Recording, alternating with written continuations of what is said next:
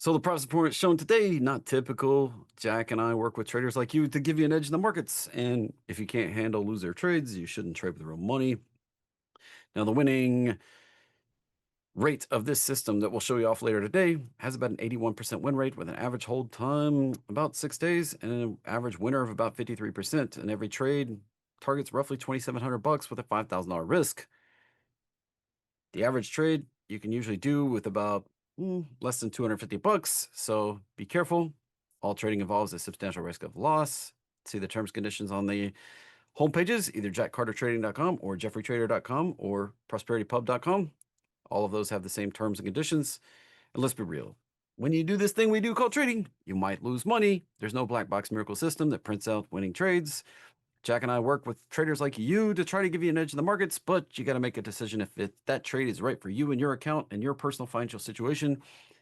We're not financial advisors. We don't pretend to be one on Market Masters. So be careful out there. You may, in fact, lose money.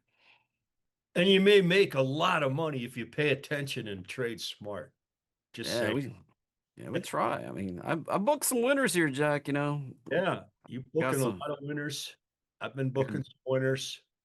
I'm riding out my NVIDIA trade today.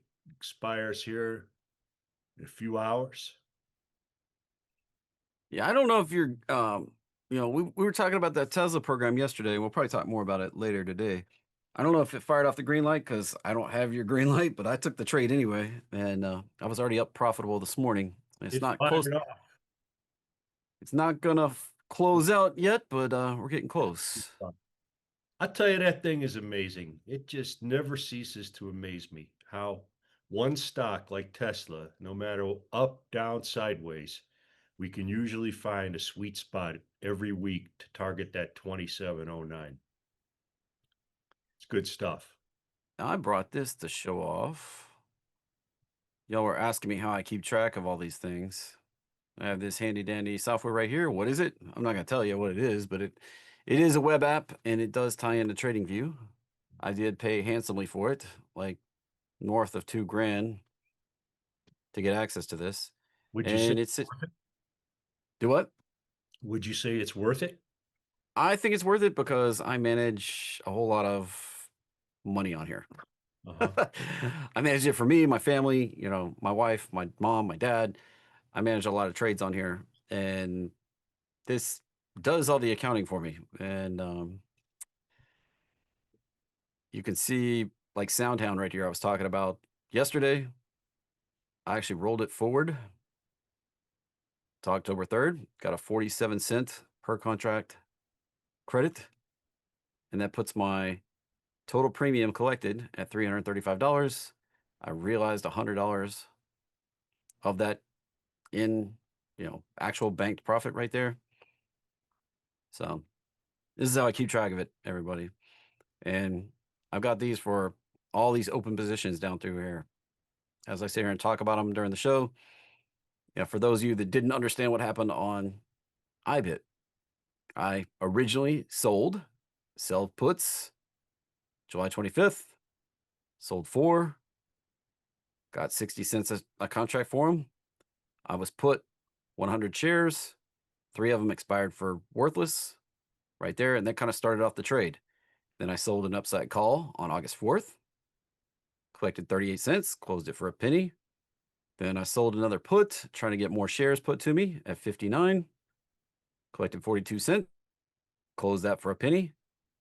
Then I sold another put on September 5th, trying to get more shares put to me, 61.50, 62 cents I got paid, closed it for a penny right there on September 12th.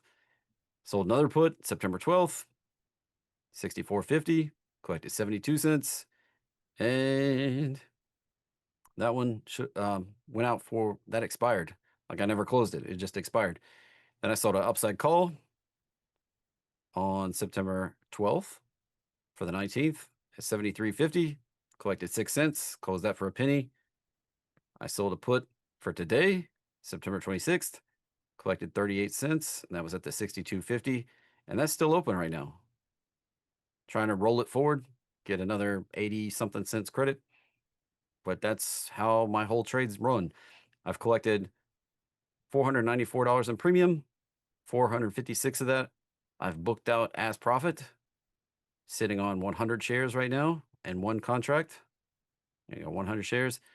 And my buying power it's using is 12,700 bucks right now. So there can be a lot of accounting to this if you want to keep track of Yeah, all the details. it really is. And what I prefer to do is, I keep it out longhand on paper, and then I just turn it over to my CPA at the end of the year and let him deal with the big headache. He Well, hates it, but I do it this way, and I'm going to show you a handy dandy thing that this does for me that I really like. When I pick that iBit trade at Robinhood and we come in here, it actually starts drawing everything on the chart for me, where my cost basis is, all wow, that stuff. that's really cool. So that's it's kind of handy what it's doing for me right here. And And it's just actually got the cost basis drawn in right there. And it's got my, that's where I was put right there at 64.50. And my cost basis is actually this line right down here. It's hiding in here. It's actually all the way down here below price right there for the 100 shares I have. and just to confirm with everybody out there watching, the good people, the wheel strategy starts off with a naked put. Everybody can do it. And I think this IBIT right now is probably the best stock out there. Well, it's one of the top three to start the wheel, and never too late to start. Uh, One of the interesting things we can do with this right here, handy dandy, it's like which one gets you 40% ROI? The 60 strike right there for October 3rd. wow, that's amazing that that does that. And that works with Trading View, or that works just on its own. Yeah, it's pulling data from TradingView, and I think the people that wrote the software pull from Polygon too to get option prices. But it works together with TradingView as a plugin. And that's showing that naked put is on a cash secured basis, not margin. Right, that's cash secured basis, 40% ROI used on the capital that would be used to do that. It's great. That's great. And then if you put in your account size up here and tell it how many positions you want to spread that across, it tells you in the circle right here how many contracts to do. Oh, It tells wow. me to do 3 contracts to do the 1/6 of my account into that position. Wow. That's really cool. Like I said, you were telling me to write this software, and I was like, I've already got it Yeah, written. I just I it'd be wouldn't do hard it to. like this. This is too much. This is great, man. I love stuff like this because, I flunked ninth grade math and I still don't like doing a lot of math. And when you see that ROI right there, I mean, I have a separate calculator that shows me what the yield is, but uh, this is great. And if you like to, go out to the end of October like you do, Jack, it shows me to get 45% ROI, I should be at 61 or 62 right there. So cool. I might have to get this. I love it. But I can see where if you're doing the wheel and that's your bread and butter, why you would want this. Yeah, I do this. I was calculating it up yesterday. I manage about $350,000 of my family's money, and I have $5,000 of premium collected for next week on that $350,000. Nice. So I'm managing that much money, and then you can flip around and sell calls, and you can grab like the IBIT position. Oh, it's right here. Um, you just grab it, jump on the, pull up your data there. It'll plug it in here. You put in. I'm looking for next week.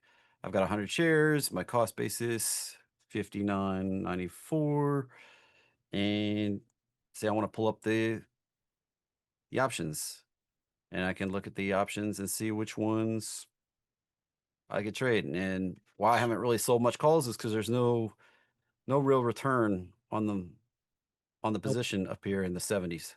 when you place that trade there, it says place order. Does that go to your broker? I don't have a broker that they support or that they tie to. They tie to like Trade Zero and Tradier and brokers that I don't use. That's So really cool. That is the coolest. I might have to get this. I do the wheel mostly for myself. I manage a bunch of accounts for family, and I don't really do the wheel for them. I mostly position them in stuff I want them to be in and sell calls against that. And I tell them not to look at it. it's difficult for a lot of people to look at it and be like, "Oh my gosh, we're upside down right now." Yeah, I don't. I tell them don't because I don't want you pestering me. yeah. Especially my mother-in-law. I is like of all the people in the world pestering me, I don't want my mother-in-law doing it. And I've told Nate and Steven that, and they just crack up laughing. They would love to be a fly on the wall to see Jack get pestered by his mother-in-law. It just drives them crazy with laughter. One of the other cool things that this software does for me, and it calculates the expected move right here, right all on this tab. Like Nike comes up as a potential opportunity this week, does have earnings coming up right there on September 30th, which is coming up on Tuesday. Now, expected move down to 62.90. And right now we can pick up the 61 call, or I mean, excuse me, 61 put right there is available to sell for 40 cents credit. So you could be down below the expected move and pick up that. That's what the little purple line on here, not very strong on this screen, but little purple line says you can be down there at that 61 below the 62.90 expected move and still collect enough premium to justify doing this. It'd be a 30% ROI. That's awesome. Now this is pulled down a little bit below the average, your EMA with right there. So maybe we got a little more retracement to 62. Yeah, there is that gap right there.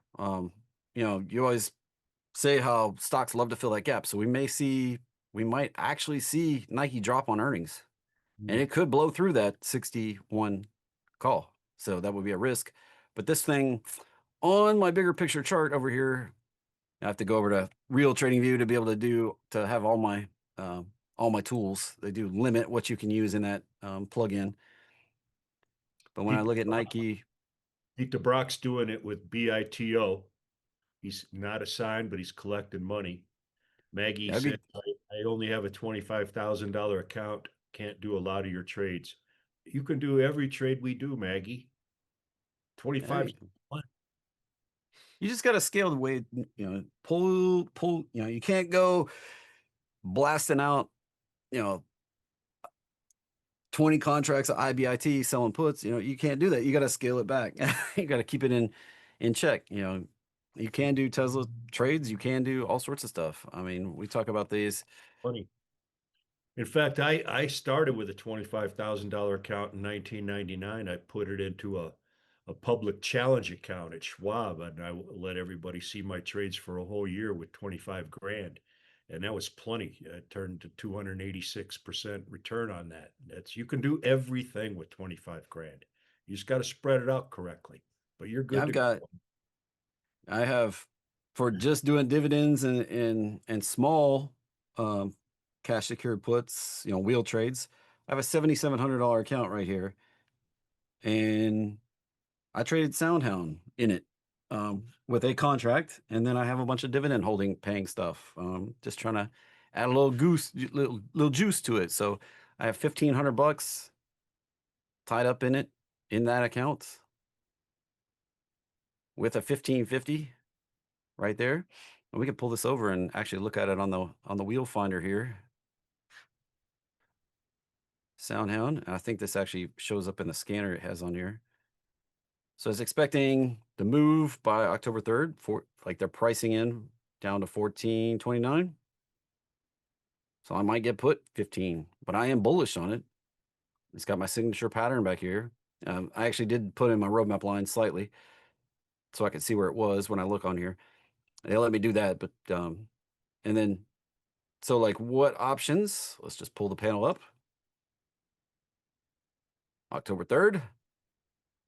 Grab the current data for the puts, selling puts. That's the tab we're in. And you could, right down today, you could be down at 14, which is below the expected move, and still get 48% ROI. It's You incredible. drop down to 13.50, and you get 30% ROI. See how that is, folks? You never even have to touch a share of the stock. You don't need to buy a stock and have it go up 48%. There's so much hidden return in the options chain if you just learn how to read it. I'm shocked every time I see how much people are willing to pay you to just to make a promise. You don't have to do anything. You just have to say, I'm willing to buy the stock at the price I pick. It's a conditional order. The condition is if the stock hits this price, I'll buy it, but I want to get paid for making a promise. That's the craziest business proposition in the world. It's why I love it, right? And most of the time, I don't even get put share. Like you've seen, Oh, you're asking me like, do you go more aggressive? It's like most of the time I don't get put because I want a great price. I want a really great price. I yeah. don't I just want like to. I get a little closer than you do. I want it fat and I kind of want the stock. I don't do this on anything I don't want to own. So Yeah, and I do this on anything that's not trending higher. That's the key right there, folks. It's got to be trending higher. But IBIT fits it checks all the boxes because and Soundhound does too, maybe. The price is affordable, the options are juicy, the bait is great, and yeah. the Beta's smoking on this one. so that beta of 3.3, that means this stock is 3.3 times more volatile than the broad market and therefore has juice E premiums because of that volatility. Traders that trade options buy them specifically. That's what they want. They want to see a bounce in stock. So they got a chance to make a big hit buying straight up calls, which almost never works. And that's why this is great because you're taking money on other people's risky bets. You're taking their bet, and they're not going to be right. Yep, and so far this one paid me pretty handsomely. Um, I can pull it back over and we can go into the trading log and Soundhound right here at the top. I got paid the 21 cents per contract to do 5 contracts. I did that on the 22nd. For the 26th, yesterday, 25th, I rolled it out to the October 3rd and got paid 47 cents more a contract right there. So my net premium collected so far, 335 bucks, and I've realized 100 bucks profit. Nice. Now we got to take a mini time out here. Carol says, "What about a government shutdown?" What's your opinion, Jack? Uh, if they shut it down, they're just showing the American public how they have failed us. They need to get to work and get it figured out and quit screwing around with a government shutdown. I don't think it would have any effect on the stock market. It just makes them all look as incompetent as they truly are. So I'm not worried about a government shutdown. Are you? I could kind of care less. I think it's Okay, that's just good. business as normal. I mean, um, we roll back. What year did Clinton shut down? Like 98, 99? I don't know. Yeah, if they shut down, they're gonna just show their colors, right? You got to stick in there and work it out. That's politics. Shutting it down and going home and walking the dog. That's not a choice for them. Dennis asked, quick question: what do you think of a collar? Dennis, I think a collar is great when I'm doing a directional trade, and how that would work is if I buy a stock, let's say I buy this stock right here at 1080, well, whatever it is. You buy it, I buy it at the market. I'm going to put a stop loss 7% below my entry price. And if I'm going to be gone, I'm going to put another order to sell it 12 to 15% higher than my purchase price. So what happens is you buy the stock, then you have two orders.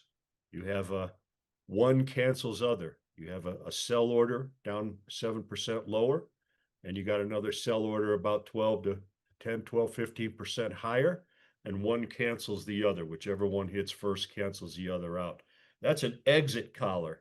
I don't know, Dennis, if that's what you were talking about when you say collar. It could be different things, but that's an exit collar right there. And you can collar a trade. You can buy a put. A lot of. I think the official collar is, you buy a downside protective put, you sell an upside call. The money you can make is all collared in between the call you sold and the put that drops. Um, but It's collar y- and an exit collar. Yeah. I mean, it can reduce your risk in the market if you're very risk averse. But I I've been been pretty lucky just being a stock picker. I've got a lot of confidence in what I do as a stock picker, so I generally don't protect the downside. I do have a plan. We can go through that in a minute on CMG, how I'm playing it, what my first action is going to be, and why. I can Yeah. talk through that with the software. It really kind of graphically shows you what I'm doing. Yeah. But back to the government shutdowns. Here's two right here in 90. I looked it up. November 95, right in here. Didn't seem to affect the market at all. And then right into 96, we had another one for 21 days. Didn't Sad. It really. just shows their dysfunction. That's not an option to quit. You got to grind it out. I mean, what if we quit? What if we just said, "Hey, we don't like the market. We don't like dealing with people. We're going to shut it down." That's crazy. People, they rely on the government functioning and running. It's just quit being babies. Obama shut down in 2013. Um, I don't see any major crash or anything. Maybe a small pullback, no big deal. I don't. 2018, we shut down for 3 days in January. It has no effect on the market. It rattles people's confidence. Yeah, just a little bit of chop here early in 2018, but didn't really affect much. No, they ought The to shut it down and really shut it down. Maybe open it back up January 1st. Just Yeah, quit paying all the bills. Let's save some government money. shut it down for 3 months. Yeah. So anyway, I don't see any big risk. People are like freaking out a little bit about it. Like people were asking me this morning. It's like it's kind of a non-event. Like that's political stuff. That's Yeah, it's just have political fun. theater. We always back pay everybody and give them a little bonus for not coming to work. And I mean, imagine if Jack and I went on some kind of strike and didn't come to work. We're not getting any bonus. They might fire us even. Like, Probably probably be fired that same day. it just ridiculous. So, um, maybe we get a little hiccup. Just depends, but probably nothing major going to happen at all. Got a question about a trailing stop set at 7%. That's not bad. And you could trail that up so that it moves up with the stock. And as soon as the stock stops moving up and moves down, you'll be stopped out with a profit. Yeah, I don't tend to roll with stops. I just roll with my options. If I'm long something most of the time, roll my option, roll with my target, and I set alerts for uh like if something's just going really bad and I don't have enough shares to play options or something like that. I do set alerts on the chart and then I decide what to do, whether it's add more shares or dollar cost average. If that was in the plan, if there was no plan and this was max risk, then I'll usually just cut it. Yeah. So. I like that exit color I explained on the upside and the downside when I'm not going to be around, right? If you go, on a hunting trip or something up here, there's no service, there's no cell. So fishing, whatever. I like that exit collar. That way I can find out if I'm stopped out or if I've locked in a profit or So this nothing. right here, if I need to fix, they have a nice little, they call it a life preserver, I guess. Just looks like a weird cube right there. You click that button, and they call it a rescue mission, is to help a position that's down and kind of underwater. I've been pretty clear that I was wrong, at least on my initial assumption on Chipotle, but I'm not really worried about it. We did come down here and find a support. Now, my plan right now, I mean, here's what I got. I got 49 cost basis. I've got 400 shares. I've realized this much premium already on playing options, both long and short, into this position. My plan is to sell or to, sell premium or buy 200 shares at 34. I'm going to 34 is the strike price that I need to start selling puts at. I'm going to sell two against this position of 400 shares. That will increase my buying power involved in this trade by 35%. It will bring my cost from up here where I'm assigned at 49 all the way down here to 43. And my break even will be just below that, right there, right under the cost. And then, but that is still underwater because if I get put those shares at 34, that means that Chipotle is trading at 34, not at 43. But it brings me way down from 49 to 43. All right.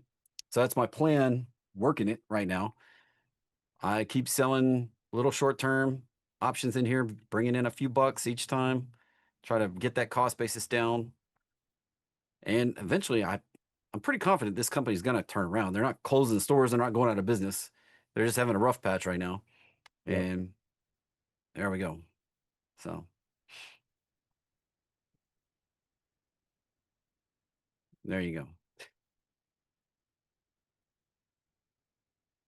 Yeah, Bodine. Bodine knows what I'm showing, but yeah, I'm not going to endorse their product. It is a product by a competitor. So it is handy dandy calculator though that they've built. Do I average down on my dividend stocks? I don't, not necessarily. I mean, I try to buy more every month, but I have two losers is all, and that's Lockheed Martin and Target, and I reinvest the dividend in those. But I haven't bought any more Target or Lockheed Martin in a long, long, long time. And And even and though my Jack cost, likes to go with the jockey. And if you were going to add more to Target, I'd consider it down here, Jack. yeah, they got to change people. This was doing great, and then it wasn't, and it's really crazy because it was doing so great. Look back there, 2000 to 2022, Oh and yeah, we this thing was rocking for a while. I mean, so well, and they had everything doing well. They were expanding their online presence, and it's just been a shit show ever since. Broke down it is. I mean, God, yeah. So I don't average down on those, uh, on good ones. Oh yeah, IBM. I'm averaging up on IBM. So all those like IBM, I'm buying that. I've been buying that like every 2 weeks, just add a little bit, little bit, little bit. And yeah, I buy more of the same thing like every month. Plus, I reinvest all the dividends. Like this month, I'm getting $6,900 in qualified dividends. But as I was telling Jeffrey, I want to get that up to 10 or more. It's the only way to do that. Reinvest the dividend and buy more stock. When I sell covered calls, I usually buy the same stock that I sold the call on with the call premium. That's compounding on steroids. Yeah, the good ones. IBM's been good. Oh yeah, RX. I traded that a year ago, maybe a little longer. I don't have any of that, Bodine. That thing really, I rarely get emotional, but man, did they screw that thing up too. Oh God, are RX. I had that one. Yeah, recursion. What a piece of crap this thing was. And you know what's crazy about it is Nvidia has a position in it, you know? I don't play biotech just because the volatility it usually brings. I wanted to get in on this one. I thought it was going to be hot, but if it's not a dividend paying stock, if it's just a regular directional trade that I'm making, which this was, I'm not in it more than seven. If I get a 7% loss, I'm out. I'm wrong. I'll take a bloody nose and I'll move on. I don't want to lose the fight. I'll just lose the round. And speaking of down a little bit, gap pulling back a little bit. Did See, this before. it tried to fill that gap right there, from right there up. That really tried to fill in that gap to 29. Uh, so It's let's taking a little breather. I'm sitting here with 22 strike puts sold. I just rolled them forward. Looking for this to come on up. you're long this, right?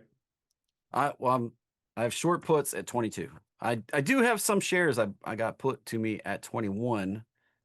Back here, I was a little more aggressive. Got some 21s, been selling 23 and 24 calls against it, and hadn't got called out yet. Collecting a nice dividend. That's the thing with the dividend, 2.89%. You're getting paid while you're waiting. You're getting paid while the stock does nothing. You're getting paid even if it drifts lower. And there's nothing like getting paid. Yeah, I'm getting paid here on the dividend. I'm getting paid on the calls I keep selling.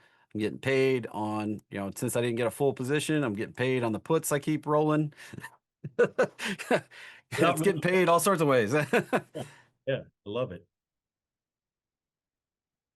So, Amazing. that's the income thing. You figure out how to make as much income out of something as you possibly can, and going after the ones that pay dividends and have upside, and you can sell options on. Like Yeah, that's that's gold. Rainbow says, I love getting paid. I do too. I talk to a lot of traders, and a lot of them don't do anything that I do.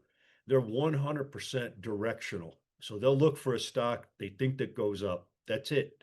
That's what they want. They'll get into a stock and they want it to go higher, and that's their whole game. And they don't get paid like I do. They take way more risk than I do. To make 40%, like you see Jeffrey doing here, they'd have to buy a stock and have it go up 40%. That's a tough proposition in this market. It's so much easier and more profitable just to trade for income. And I'm saying that from a guy that, when I had my fund, we were 100% long day trading. We were flat to the share by the end of the day, 100% directional type trading. And then even after that, all the trading I did was directional with a few covered calls. And then I gradually, as I saw what I was doing, this income type trading blew away everything I was doing directional type trading. Less risk, more money, sleeping better at night, way more money, just taking the other side. I used to go long stocks, buy calls, all that risky, high risk stuff. Now I'm on the other side, mostly selling options, and I'm only in stuff that is trending higher. and here's how I've been doing this year. Like constantly bringing in money. Absolutely. Those options, like you can see when I started in April, really started doing this more aggressively and tracking it in this. I bought this software in April, and you can see I've been tracking it every month there, averaging about 6,600 bucks a month in gains. Wow. That's really nice. Not on position gains, but on trades, right? Yeah, a lot of that's the pink is the options, and then the shares are then the green. So these are all trades. Haven't really collected many dividends at all on stuff I've gotten put yet. So you can see my big winner up here was Rocket Lab. Second place coming in with DJT. Even though it's underwater, I've collected 3,150 bucks of profit booked. And then No. Celsius down there, I've only played that for a couple weeks and collected almost $3,000 on Celsius. You ever try one of those Celsius drinks? Yeah, I don't care for the Celsius as much. I drink Monsters. That thing gives me the worst stomach ache ever. That Celsius. Man, I You can't. might have a green tea extract aversion if it made your stomach hurt because that's they got green tea extract and about 50% of the population can't handle green tea extract. Huh. No, it tasted okay, and then later it just ripped me up. Now, Monster, I never had one of those. Is that just caffeine? Yeah, I mean it's I drink the ultra kind and it's got alcohol sugars or sugars that are classified as alcohol, I guess, and A little buzz. carbonated water, citric acid. Here's one right here I picked up off the floor. You get a little Um, buzz off of it? uh, Is it? I used to drink Cokes and it was putting on some weight, so I switched to Monsters. I don't like hot liquids, so I can't drink tea or coffee because I guess it's my ASD or whatever. I just Monster, that's just caffeine then, huh? Yeah, it's just That's caffeine for me.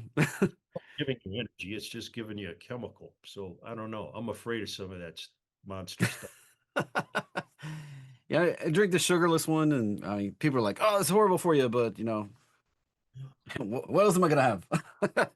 um, yeah, I don't like hot liquids, so coffee, tea, they're out. People are like, Sip on a little scotch all day. I think that's the opposite of caffeine.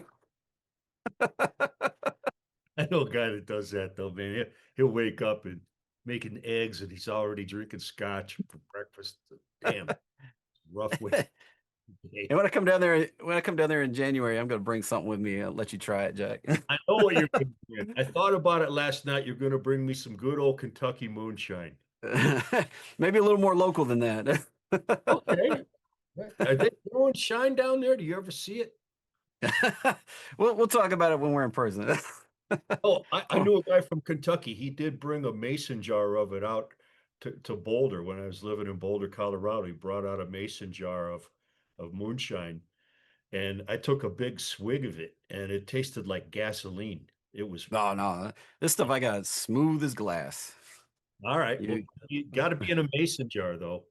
oh yeah, we got. It's Yeah. I might know a thing or two. I might know a guy. I'll just say Are you that. brewing? I think your brewing's a little shy over there. Are you? I might know a guy. Jack, We'll leave it at that. I might know a guy. I knew it. Got a little still going, bro. Anyway, back on subject. We're just having fun here, right? Everybody, anybody not having fun today? Let us know. We'll get something to interest you. Yeah. 10 Red Bulls a day. Wow. What's I'm a one. at a Red Bull? 10 of those would make you sick. I'm at Yeah. one. One's my limit. You know, 1 in the morning, get me going, and lay off it. Yeah. The strategy here, Rainbow, is the wheel. He's This one asking. right here, Jack. This is the one I took yesterday for you, based on what we had. I went long and Wow. short. Carol Eccles. Carol Eccles collected $55,513 in dividends. Does not include the premium I collected on selling puts and calls. Carol, I love what you're doing. You really impress me all the time. She bought a Tesla, Jeffrey, from That's trading. nice. She's got 55,513 in passive incomes. That's there ain't nothing Nice. like that, right? Seeing that premium and those dividends hit your account every month, every quarter, 55,000 so far. And man, that's awesome. Yeah, that's I tell you, I love seeing money coming in. Yeah, And I I love love, seeing money coming in when they're telling us about it, right? Carol's smoking it. you know, I was gonna say like what I love more than making money myself is watching me things Yeah, I've said help other people make money. yeah, I just love helping other people. It's the Eagle Scout in me. yeah, It's a personal thing, like satisfaction thing. Like, yeah. yeah, I can make money myself, but watching you all make money on things I said or things Jack said, it's really exciting and it just makes me proud. Me too. So It's the most satisfaction I get, really. I've done so many trades since 1984, 85, whatever. I don't really get a much of a thrill out of it. Making money doesn't, I've done it too much. But one thing I never get over is the thrill of seeing somebody tell me how well they have done. Because that's our mission. Jeffrey and I, we both have the exact same mission, and it's very simple. It's to help you get better results in the stock market. That's it. yeah, we're just trying to cut out the crap. Like, there's so much crap out there about Yeah, how to trade and what to do. yeah. And Jack and I are both just showing you things that reliably, consistently make money all the time in all different market conditions. The administrator asks, has the market changed much or not really? It's changed a lot for me from 85 to now, 40 years. It's changed a lot. One of the biggest changes was, if you can even imagine this, was, there was no cell phones even before when I started. I mean, you had to call a broker, which a lot of people did every day, or you had to hear about it from somebody else. Because if you read the newspaper, Wall Street Journal, and you saw those printed quotes, that meant nothing, right? They had pages and pages and pages of that. So that was the biggest change. I was sitting on the trading desk as a NASDAQ market maker in 87 when the market crashed. And it was just interesting to see how the word of mouth traveled, because that was it. Word of mouth, then it hit on radio, then it hit on TV, then people calling each other. And the brokers, if they could have jumped out the windows, they would have. But, the high rise we had at the Alamo Plaza in Denver was you couldn't jump out the window. But guys were crying, customers were crying. And that's the change. The change, the commissions, a minimum commission on a trade was like $250, right? That's changed. Brokers are non-existent. That's changed. Everybody does their own thing online. That wasn't even an idea back in the 80s. Uh, so yeah, Bodine says no answer on the phone, calling all day. Yeah, our girl in the front was in tears, right? She just could not put the calls through fast enough. And as I say, it kind of snowballed. Uh, and then that's a big change. And then the other thing that's changed is how many new products are out there.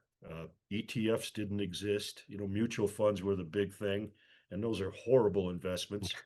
Uh, so there's been a huge change in that. Probably the single biggest change of all is the retail traders in options. Back in the day, you had to have all kind of approval to do options, and they could put you'd have to have $250,000 in your account and talk to the back office people. You know, now you could just pop off and they could put. Yeah, 87 was crazy, and it's changed people's way of trading, the information they have. There was no websites, nothing like that. Yeah, it's been a huge change. But the market itself, it still works the same. It's just that everything around it has changed. New products, we're the whole concept of the market opening at 9:30 and closing at 4, that goes all the way back to not quite the Buttonwood Agreement, but when they had founded Wall Street, 9:30, you needed these guys, give them time to drive in to the office. That's why it was at 9:30, and it was at 4 close so they could get home. It had nothing to do with anything else other than the specialists on the floor being able to conduct business. Now it is moving faster now, and you can go 24 hours here, no problem, which they're probably going to do. Yeah, Jeff Smith tells a story how hard it was his broker to let him do anything. Uh, they were deadly afraid of the risk. And see, that's the other thing Bodine brings up, is how the brokerage firm wouldn't let the customer do much because the brokerage firm didn't want to get in trouble. Like, let's say you put on a crazy options trade. Well, they had T plus 7. So he had 7 days to pay for that trade. Well, if he didn't pay for it in 7 days or pay for it at all, then the brokerage firm had to take that trade on the books and offset that guy's account if he had any money. But the brokerage firm had a ton of risk. Now they don't have any risk with the options. And if they got to make a move on you, they will, just to protect themselves. So it was hard. We'd have guys bring in orders to buy something, and I'd flat out tell them, no, I'm not going to buy those options for you. We had one guy that was just crazy about call options and took so much risk. And we had another guy, we want to hear a wild story. Like my first week in the office, this dude, Izzy Glass. So they got 4 desks set up, like the corners are touching, and they had a Quotron machine in the middle. And you could turn this Quotron machine and type it in. Somebody would call, you'd spin the machine around and type in the stock and give them the quote. But Izzy Glass was standing up all day and going like this, and you could smoke in the office back then. So this guy's chain smoking, rubbing his face, standing up, going crazy. Never took a call. His customers would call, he wouldn't answer the phone. He's staring at the screen with his buddy that sat next to him. And one day I'm turned around in my chair, I'm talking to a guy, and I just happen to be looking over there at Izzy, and he's standing there, and he just goes, bam. He didn't even put his hands out to break his fall. He just landed face first. And what had happened was he was long a bunch of calls that went to zero, and then it took like 2 weeks to go down. And the dude just passed out. They hauled his ass out on a stretcher, and his buddy went out behind him crying the whole way. And I was like, 1 week into the job, I'm like, man, maybe I'm in the wrong business. What the hell happened? Guys are passing out in your office? That's not normal. I asked my boss, what the hell happened to Izzy? And he looks at me and he says, Carter, options are a zero sum game. Never buy calls. And I was like, I don't know what zero sum game means, but years later, I still was buying calls getting killed till I figured it out. But yeah, little backstory there. It's changed a lot.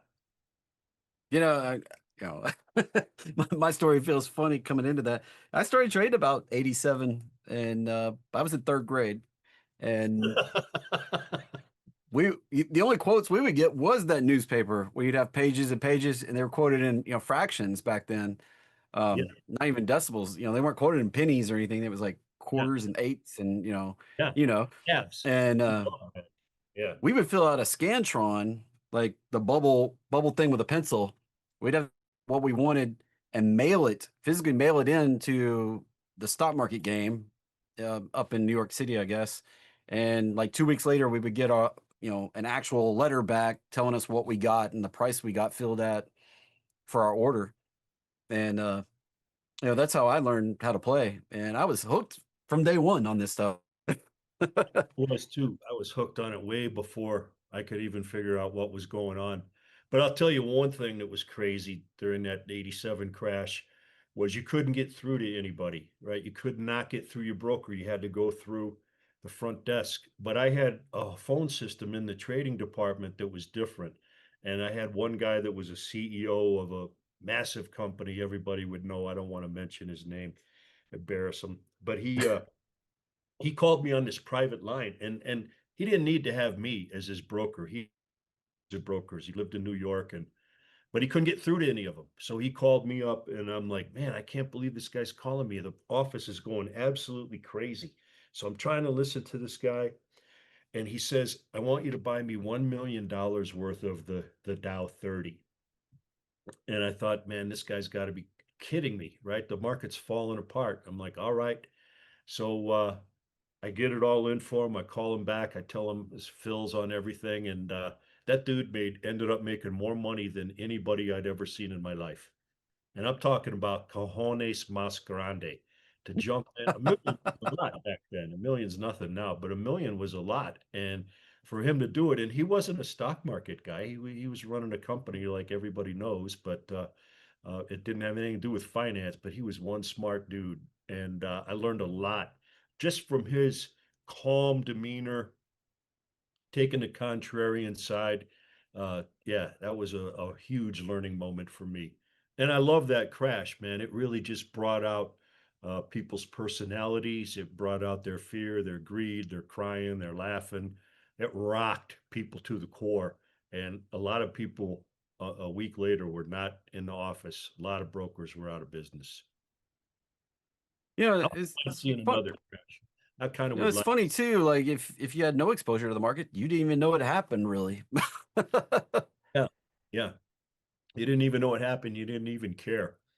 Um, but that was crazy. And there was all kinds, now they can pinpoint a reason why these things happen. But I remember I had a buddy at Goldman Sachs, and I was like, I don't know why it's going. I was like 27 years old. I don't know why it's going down.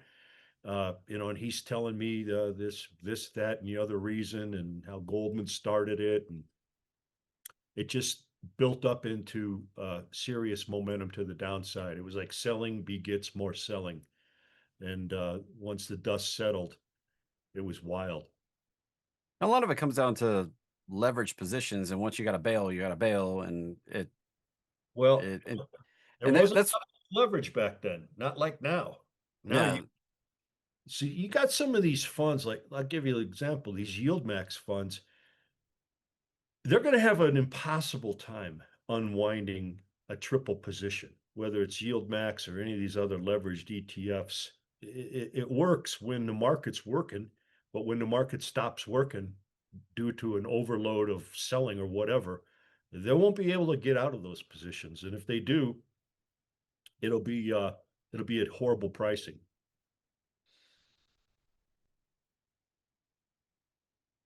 I'm gonna do something right here, and let's go back to current prices. Look at this right here. Look at the way this unfolded this year versus back there in 1987. Yeah, that big pop you see there, he that dude didn't sell anything. But look at this since from the bounce to the bottom, the bounce to the bottom. Like the crashes happen the same way. It just They happen the same way in the sense that they're an overreaction. Fear, guys were you could hear guys yelling at their broker, just get me out. Like they didn't care what price, they just didn't want to be in. And so when you say sell at the market, this is what you see right here, yeah, right? that's That's I mean scared. That's fear right there. That's fear. And then the bounce is like, oh my God, this is oversold. We better jump on it. So then the bounce happens, but then it doesn't extend. And the guy's like, damn, it bounced, but we got to get out, and then it goes back down. Then they try it So one. I think it's funny because during like with all the circuit breakers and the 0 day options and stuff, this flush this year, it mostly happened overnight when there weren't any, when people weren't paying attention, whereas this one happened during the day. So People it's are kind of fools. interesting how, this one we didn't have overnight trading and stuff like that back there in 87. But, now we have that overnight trading and that pushed it lower and caused these gaps. Yeah, Whereas we had, continuous action down. yeah. And Yeah. then, Back then, it just when guys got frustrated, they couldn't get through to their broker. We had people showing up in the office, right? yeah, Nuts, man. Just furious and scared. And, have one cool cucumber on the phone say, buy me 1 million while all these fools are playing. Never going to forget this dude. 27. I mean, I don't even know how I got into that position. The guy that trained me, he went on to be the head trader for another firm, and I petitioned my boss, let me do it. I'll do better than him. I'll make more for the department than him. And he's like, we don't let 27-year-olds be the head trader here. Don't pretend I'm not 27. I can do this. Let me do it. So he let me do it, and we set all kind of records for revenue. that's pretty wild. Jack, how do you think what do back when you were doing market maker stuff, you were the market maker. Now a lot of times that's just a computer making price decisions. How do you think that's really affected the market maker game? It's just the computer making decisions has been wrong a lot because it's predicated on some kind of programming. And I don't think if you get a really sharp NASDAQ market maker, then no computer is going to beat them. No way. Is human experience and human knowledge and intellect. There's a computer can't even come close to that if the guy knows what he's doing. Some of those older guys, I learned a lot from. My guy he brought me in, and I was lucky, and he didn't explain anything. You had to learn by watching, and it wasn't like he owed me an explanation to teach me anything. I just sat right next to him and watched him do it for years, and I'd ask him a few questions here and there, but he was kind of a cranky dude. Like imagine Clint Eastwood, like always in a bad mood. Like you could barely hear him talk when he was talking. He was always pissed off about something. He hated the boss and everybody that worked in the company. And he was a cranky dude, but man, was he good at what he did. And another firm came in and made him a better offer. And he went over there, and I got his job. And I was probably too young to do it, but we had a great time. And I learned a ton and made a few couple shekels along the way. There you go. You got experience that you almost can't get these days. The human element, that's why I say I would love another crash just to really shake things up and really, you know, uh, I love seeing some firms go out of business that shouldn't have been in business. It's like survival of the fittest. Everybody's a genius while this market's ripping. Wait till you wake up one day and it's down 20% and you're trying to figure out what to do. That's gonna show who's been swimming naked, so to speak, when the water goes out. Well, I mean, it's going to happen again. Like it's almost inevitable. Like we will eventually have another large 20-30% pullback. It doesn't happen very often, but we're going to have one. And that's why you always want to keep some dry powder. I never want to be fully invested 100% of my money. I always want to keep some cash. I park it in T-bill like we talked about. And that's going to just sit there, and I reinvest that every month, and I'm getting interest off it every month. But it's what I call my dry powder. If something happens, I want to be able to call up and buy $1 million worth of stuff. And that wouldn't happen for him if he didn't have the cash. So I want to have that dry powder sitting around in the unlikely event we get a crash. I'll have a war chest to make a move with. Yeah, sounds pretty good, Jack. I mean, it's just like, but the big question is always when. Like, when's it going to happen? And that's probably the hardest You one to never answer. know. You don't know. And that's why like 87, you can explain it any way you want, but no one knows. Nobody saw it coming. And that's what a black swan event is. A black swan is when you get a huge event in the market that just absolutely cripples stock prices. And you can't predict a black swan. There's all kind of hedge funds out there now that are trying to do it. There's some that just take black swan positions, and if they don't work, they expire worthless and they lose a ton of money. But that's the nature of the market, is that you won't see it coming. It'll come and it'll happen, and it won't be something you could foresee, which is okay if you got dry powder. Just don't panic and buy the good stuff that's getting crushed. You When know, we had I this little sell off here in April, again, they threw the baby out with the bathwater. And what I mean by that is, you would get rid of stocks that might be affected by a tariff. People don't really know what that is. But here they were selling like DraftKings. I was looking at stocks that had nothing to do, Johnson and Johnson, stocks that had nothing to do with a tariff were getting killed. And that's when you want to get in there and get the good stuff. Broadcom, I everything went down. I bought so much stuff back in April, it was stupid. yeah, I mean, this was a little bit of foreshadowing to Yeah, when actual Liberation Day happened right there. And you know, for me, I kind of saw what was about to happen. It went a little deeper than I actually expected, but it bottomed right where I had a target on the chart. Funny enough, so it seems like you can't always predict it, but sometimes it just follows the pattern that's inherent in the chart. yeah, Funny enough, and I got lucky on COVID that way too. Like I was shorting the right stuff into this drop over here.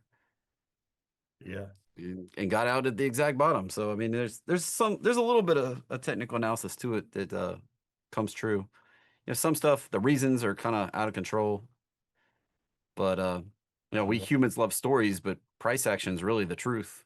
that's the It truth. shows you what shows you That's the what you need to problem. know. Question for me from the administrator. Jack, are you in the two dividend ETFs you told us yesterday, or only single dividend stocks? Only single dividend stocks. Uh, I don't have any dividend ETFs. I really don't think anybody needs an ETF. The problems with ETFs are, in my opinion, it's too diversified, right? If it owns every insurance stock in an insurance ETF, it's going to have a bunch of junk in there. So you can build a dividend portfolio with one share of at a time of a stock. So I don't like ETFs. They're great for people that don't want to do it. Um, that Well, don't want to. we were talking about this one yesterday, if I remember. This does get you broader exposure to defense stocks without having to be in any one directly, but it doesn't pay a huge dividend either. Like the dividend yield is only 0.4% basically. Yeah. And SCHD is a good one for people that don't want to build. You can look at the stocks that are in it. And so if you just want to replicate it, you could buy a share of Home Depot. I think this has a bunch of Home Depot. You could buy one share of each stock in it, build your own ETF, and not pay a management fee, and not put the stuff in it you don't want. So AbbVie, yeah, uh, And you here's could. the top holdings: AbbVie, ConocoPhillips, Chevron, Cisco. That's Cisco, the computers, Cisco networking, Lockheed Martin, Home Depot, Verizon, Altria, Coca-Cola, Amgen, PepsiCo. It's pretty, pretty broad across Yeah. here. I don't have very many of those, so if I wanted exposure to that other stuff, I would. But I have everything that I want to have in my. There's not a dividend stock out there that I don't have that I want to have, and I don't want to have everything that's in that ETF. I think that's over diversification. And that's one of those things is 80% of the stuff in the market's not gonna perform. It's 80-20 rule basically. You Exactly. know, 20% of the stuff is going to give you 80% of the results. So if you just focus on that smaller chunk, you're Yeah, going to outperform if you have broad exposure to everything. you're going to So, outperform every ETF if you just take the cream of the crop of what's in that ETF. You could have two or three stocks. You don't need all that diversification. So, but this is so popular. People love this thing. I think it pays monthly. The yield's not bad. and the stocks are solid, you know. So this thing going down on Liberation Day is a complete joke, right? Yeah.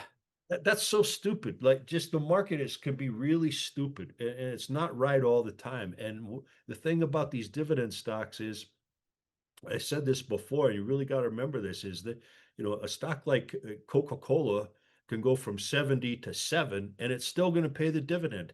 Every single stock in this ETF is going to still pay the dividend, and a lot of them are going to continue to raise it. So why that thing got sold off to 23 and change is just a stupid move. That's when you want to make a jump right there. You want to pounce on something that's an overreaction.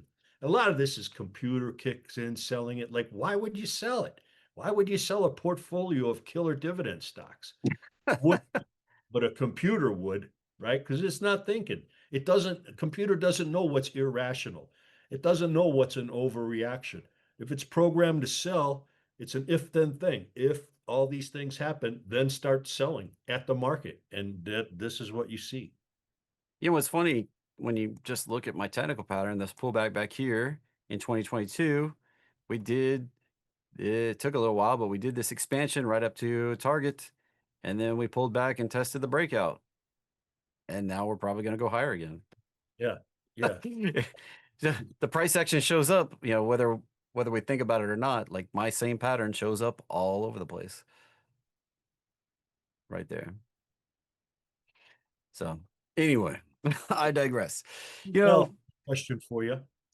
Uh, Possibilities on BITX and MRAL or M BITX, you know, something with it, that. it's back down. This is 2x leverage on Bitcoin. Would I trade options on it? Nope. It's just shares kind of hold. And if you're late to the party, this is one of those things with this one. You just got to wait through the pullbacks because when it shoots, it's going to go in a big way. And were we early? Am I early in that one? Yeah, early on BitX. Am I MARL 2x leverage on Mora? Yeah, I hold a lot of shares on Mora. Not gonna lie at all here. I have like 12,000 shares of Mora, the underlying.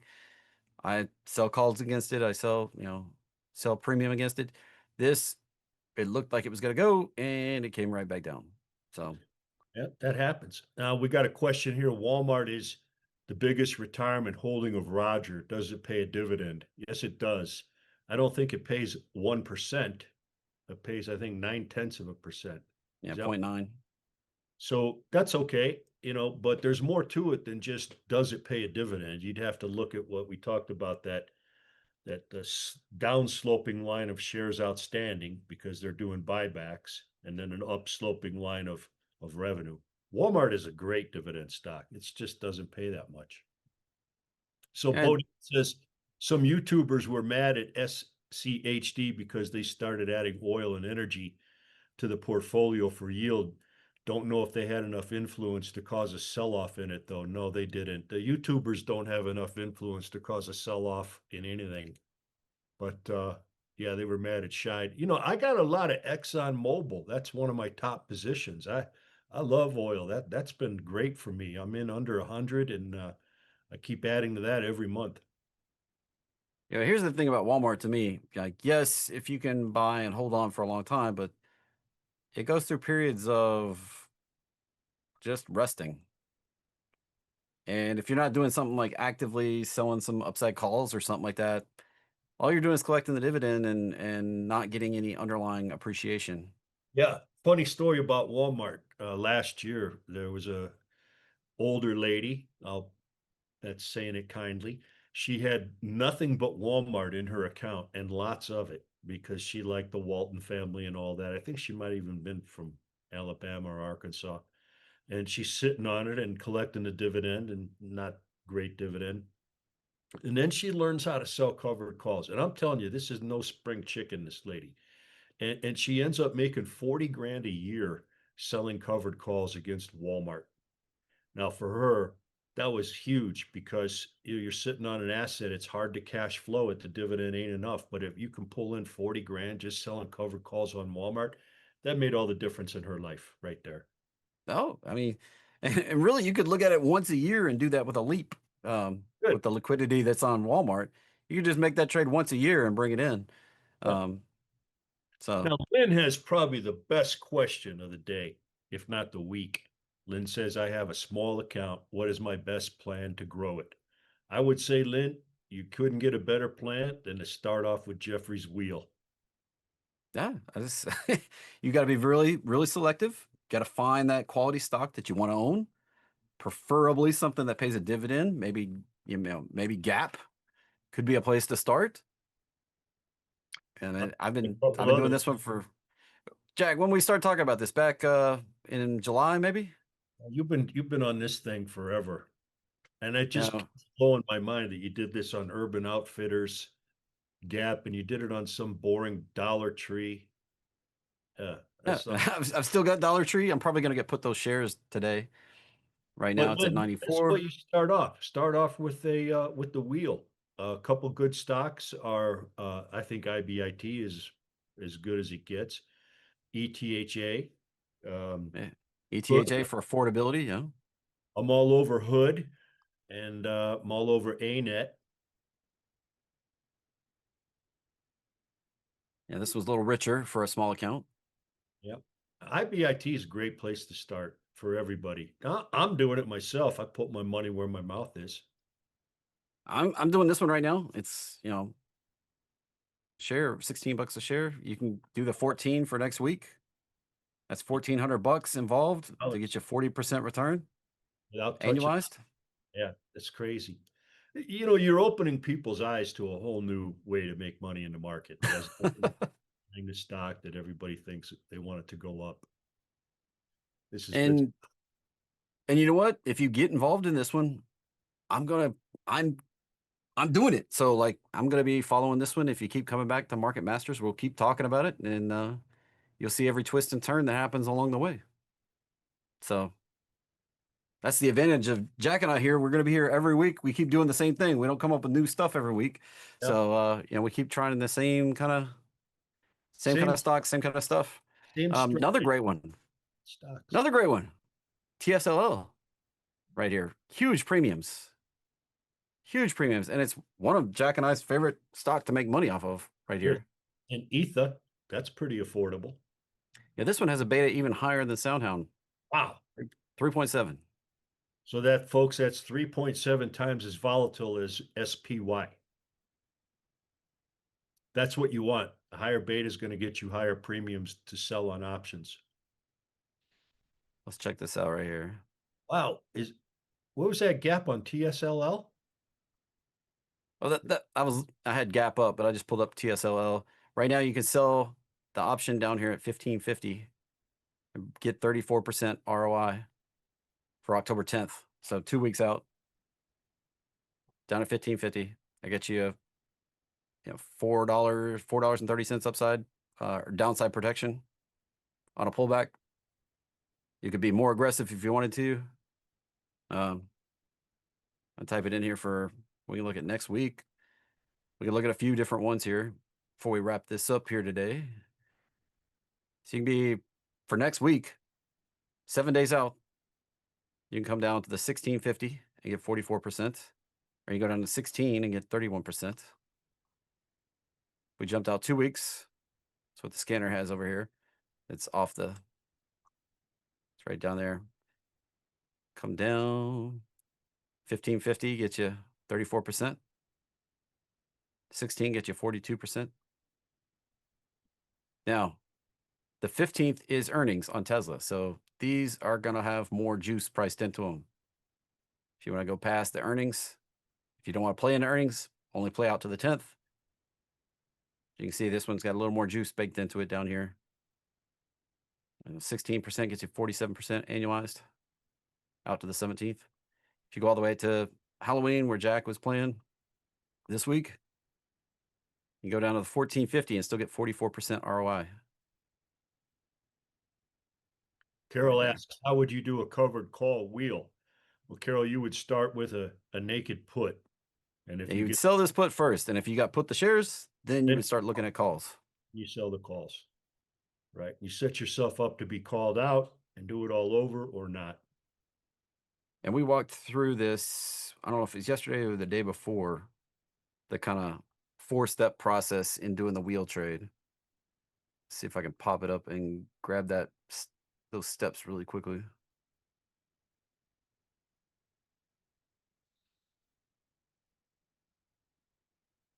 And pull this over. I got so one, you sell a put on a stock that you want to own shares on. That you gotta want to own the shares. If you don't want to own the shares, don't ever buy shares and don't ever sell a put if you don't want to own the shares. If that's not a stock that you would want to own, do not trade it.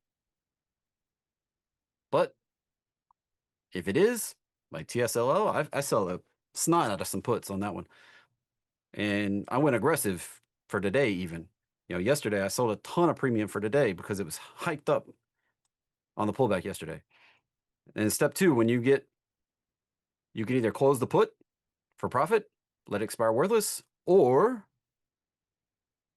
that puts you back to step one. Or number two, don't close the put, take assignment if it's in the money. Or you can just, so you can either let it expire worthless or close it for a profit, or if it went down, it's in the money, take the shares because you already wanted to own the shares. If all of a sudden you don't want to own the shares, you're doing it wrong.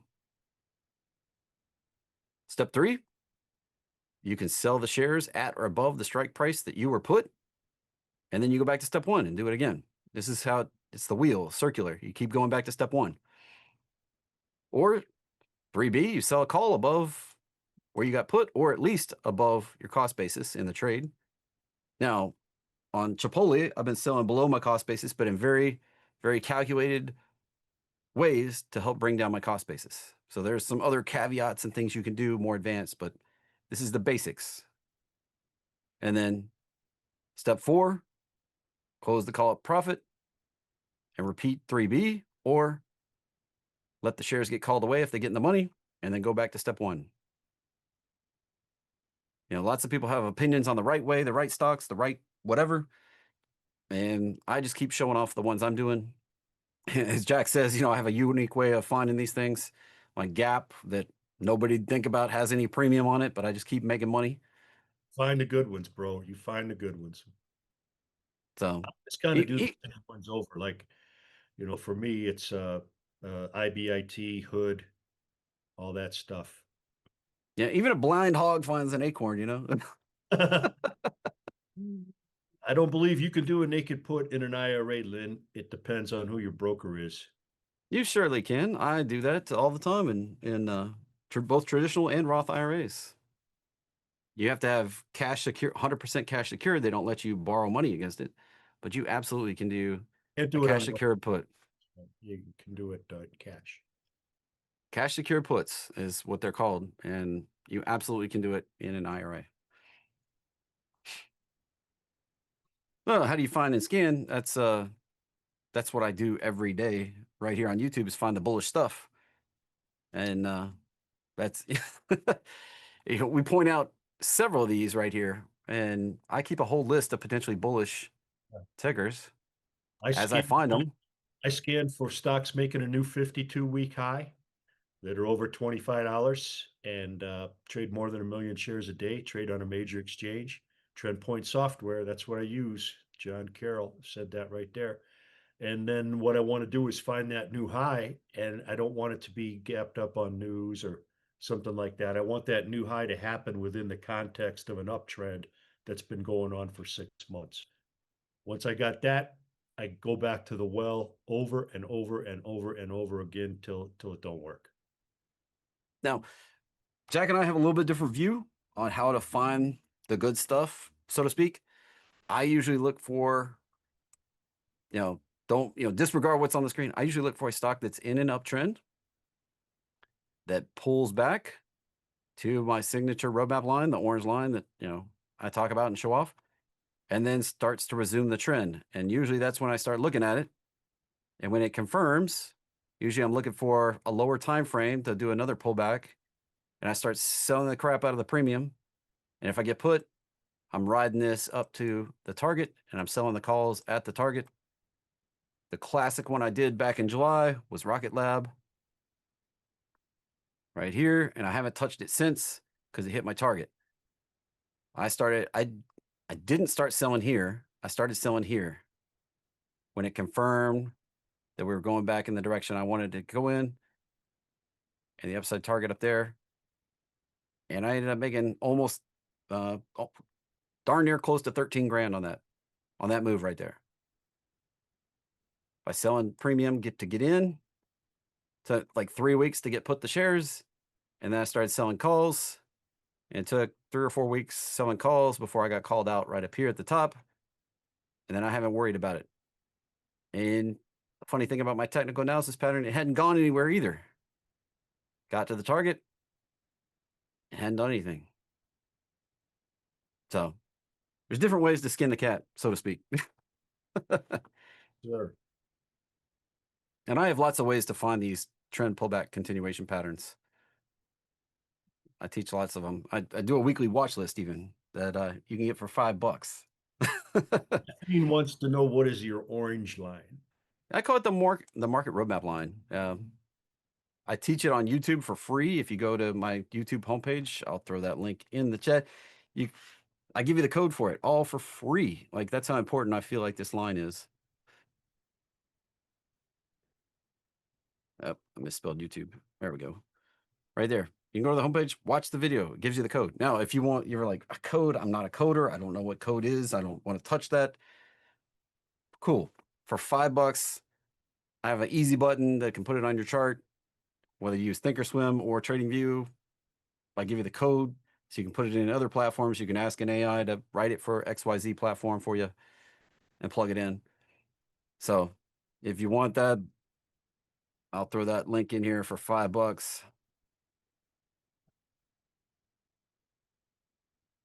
Right there, it's $5. And then I give you a weekly watch list for 3 months with stocks that are doing this bounce right here. And then I put out a video every week that talks about what I'd look for, the entry, the target, and the stop for each of these. Now, I don't teach you how to do the wheel on them. That's a more advanced thing. But I do go through the list and find the stuff that's set to bounce. You know, there's only so much I do for $5. Anyway, Jack, that Tesla trade that we put on yesterday, looking pretty hot. Looking pretty hot. And Looking pretty hot. we have another strategy, another tool we can show them that's going to be amazing. I know we're running a little long, but I think Sarah's got a video, a replay from yesterday, in case anybody missed our conversation about this trade yesterday. Sarah on with us. Glad to have Sarah back.